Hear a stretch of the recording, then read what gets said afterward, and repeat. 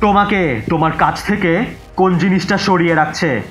তোমাকে তোমার পড়াশোনা থেকে কোন জিনিসটা সরিয়ে রাখছে? তোমাকে তোমার সাফল্য থেকে কোন জিনিসটা সরিয়ে রাখছে?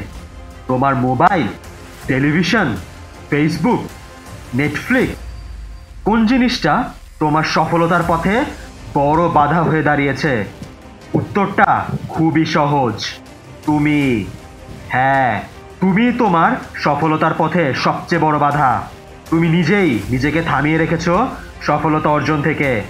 মোবাইলে নোটিফিকেশন আসলে তুমি পড়া বাদ দিয়ে ইচ্ছা মতো ফোন চালাও। টেলিভিশনের সামনে সারাক্ষণ খেলা দেখে দিন পার করে দাও।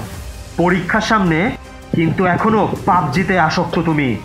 পড়াশোনায়, কাজে কোনো মনোযোগ নেই তোমার। কি ভাবছো এভাবে সফল হওয়া যাবে?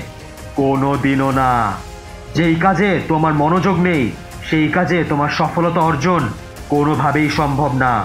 তাই যদি সফলতা অর্জন করতে চাও জীবনে, তাহলে তোমার সম্পূর্ণ মনোযোগ তোমার কাজের প্রতি নিয়ে আসতে হবে সোলজার।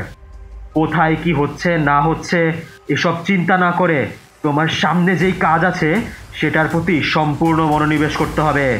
বিক্ষিপ্ত মন থাকলে সেই কাজ কখনোই ভালো হয় না। তাই সম্পূর্ণ মনোযোগ তোমার কাজের প্রতি নিয়ে আসো।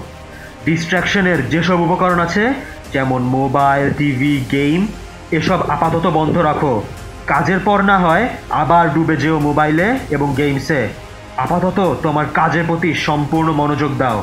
তোমার সবটুকু দিয়ে পরিশ্রম করে যাও, সাফল্য আসবেই।